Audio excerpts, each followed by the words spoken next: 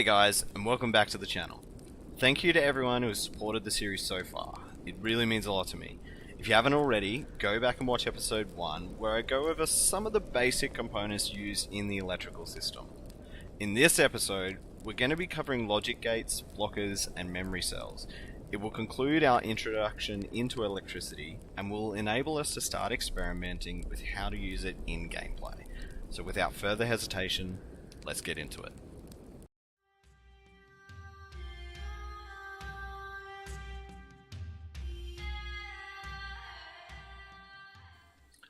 Now that we have a basic understanding of how the switches work in the electrical system, we're going to have a look at what's called logic gates, specifically first the AND gate. Now, a logic gate is a component that has a specific set of rules that have to be abided by to let power pass through it. So, I'm going to place the AND gate on the wall, and I'll show you what I mean. So, each logic gate that's in the game at the moment has two inputs, input A and input B. I'm going to hook both inputs up to one of these switches, and I'm going to show you how it works. So let's look at the description and make sense of it. Now, keep in mind the description at the moment may not be 100% accurate, or it may not make sense to you, so that's why we're going to do it visually here. The AND switch reads, a logic gate that allows electrical pass-through if both inputs receive power. The pass-through amount is the greater of either power source. Alright, so whichever power source is larger, so if one switch is outputting 20 and the other switch is outputting 10 and they're both on, then the pass-through amount will be 20. It won't combine the two like a root combiner does. Alright, so that's what it's saying here. Now we'll see how it goes. So, if I switch one on, you'll see it light up. If I switch the other on, you'll see it light up. Now, let's have a look at these lights. The outside lights, the two bigger ones, shows that it's receiving power through the input B or input A. If the green light in the middle is on, it means it's allowing power to flow through to whatever is next in the circuit. So let's turn these off and show you visually. So I'm going to hook it up to the light here. Now, if we just had this switch connected directly to the light, we all know what happens when we turn it on. The light would come on. However, this is the logic gate. This is how it works. Once we switch both and only both power sources on, the light then switches on. Now, is this particularly useful for hooking up lights?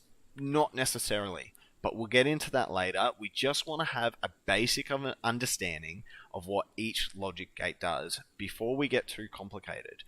Because now when you see other circuits that perhaps other people have designed, you'll actually start to understand what is happening and why it's happening. Let's look at the next one. The next logic gate we're going to have a look at is called an OR switch. We'll place it on the wall just like last time. We'll connect both inputs to these switches, and then we'll take the power out to the light switch above. Now, the AND switch allowed power to pass through if both inputs were receiving power. The OR switch works a little bit different. Let me show you. If I switch one of these on, the light comes on. Let's see what happens when I switch the other one on. Nothing changes. So, what's actually happening here? Let's look at the description and have a look. So the OR switch says, a logic gate that allows electrical pass-through if both inputs receive power. The pass-through amount is the greater of either power source. Now, this might seem a little bit familiar, and you'd be right in thinking that, because the OR switch description matches 100% to the AND switch. Now, which one is right? Well, we already know from proving that the AND switch does exactly what it says in the description. So the OR switch description is actually incorrect. Let me explain what the OR switch actually does. So, it actually performs a similar function to the AND switch, where the last part of the description is actually correct. The pass-through amount is the greater of either power source. So again, just like the AND switch, whichever power source is greater is the one that takes priority in passing through. So again, it's not like the root combiner where it combines two power sources into one greater power source. It just takes whichever is the larger one. But the difference between it and the AND switch is that it only requires one power source to be coming in at a time, whereas both power sources have to be active for the AND switch to let power pass through. The third and final logic gate that we're going to have a look at is the XOR switch. Now, I'll place it on the wall and we'll have a look. Don't be overwhelmed by all these different switches, because as we delve into the electricity a bit more, it might start to make sense. I'll try and use these components in different ways to show you how they work and how you can make them work better for you. This one is probably the easiest to explain. You may have actually had a similar situation in your own home before. Let me show you. So again, it has an input B and an input A, which I'm going to hook up to these switches. I'm going to take the power out to the light switch up here, and we're going to have a look at what happens when I turn one on. Now, I've activated one, and it comes on, just like the OR switch that we just had a look at. But when we switched on the second one, when we're using the OR switch, the power remained to flow through. It just took whichever power source was greater and used that. However, this is the difference between the OR switch and the XOR switch. When I switch the second one on, the power goes out. Now, if I switch this original one off, the power flows again. Now, what did I mean by this is the easiest one to explain? Well, I've lived in many houses growing up, and in almost every one of those houses, there was a light switch on one side of the room that turned on a light, and then there was another light switch perhaps on the other side of the room that controlled the same light. However, if they were both in the on position, the light would turn off. If one of them was in an off position and the other one was in an on position, the light would be on. And if they were both in an off position, then the light would be off. This is the exact method that would be used in the house. Now, I'm not an electrical engineer. I don't know if exactly they're using an XOR switch, but this is the same concept when I say exact method that would be used in that sort of situation. Now, again, is this the best use of an XOR switch? No. But again, having this understanding of how the logic gates function and differ will enable us to be more productive when we get further into the electrical system. I'll leave a link in the description to another YouTube channel called Rust Quick Electric. They've already put together a tutorial for understanding the basics of switches, and they provide it in a very visual and easy to understand method. The next component we're going to have a look at is called the blocker. Let's have a look at the description first to see if we can make sense of it. This object prevents pass-through while power is received through its second input. So we already understand what pass-through means, but what does it mean by its second input? Well, let's have a look.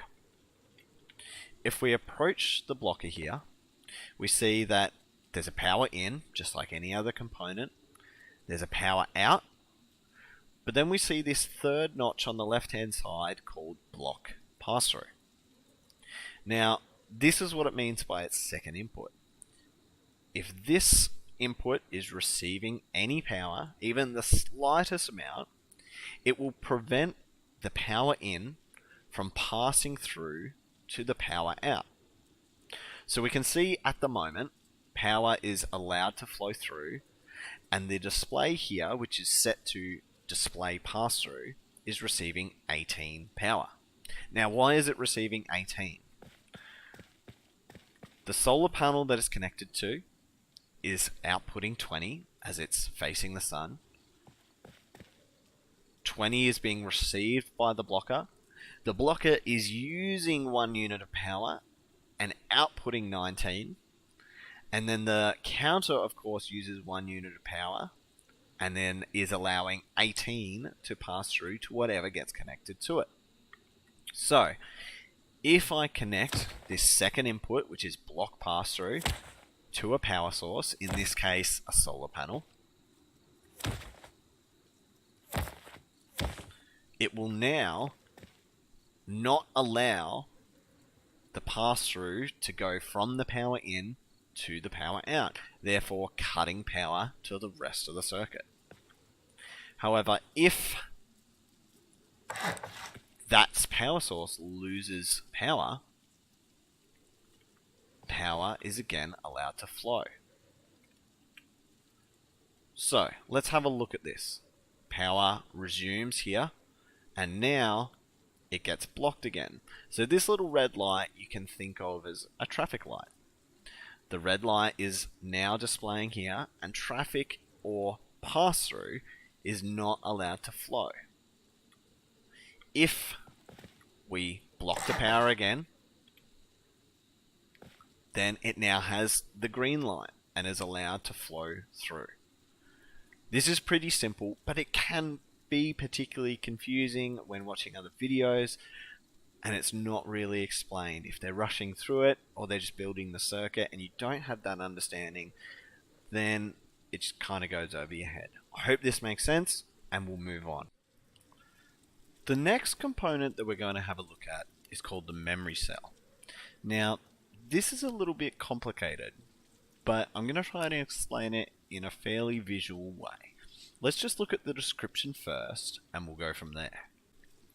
A 1-bit storage component, set input will set the value to 1, clear input sets the value to 0, output will provide connected power if value is 1, inverted output will provide connected power if value is 0. This is also known as a D-type flip-flop.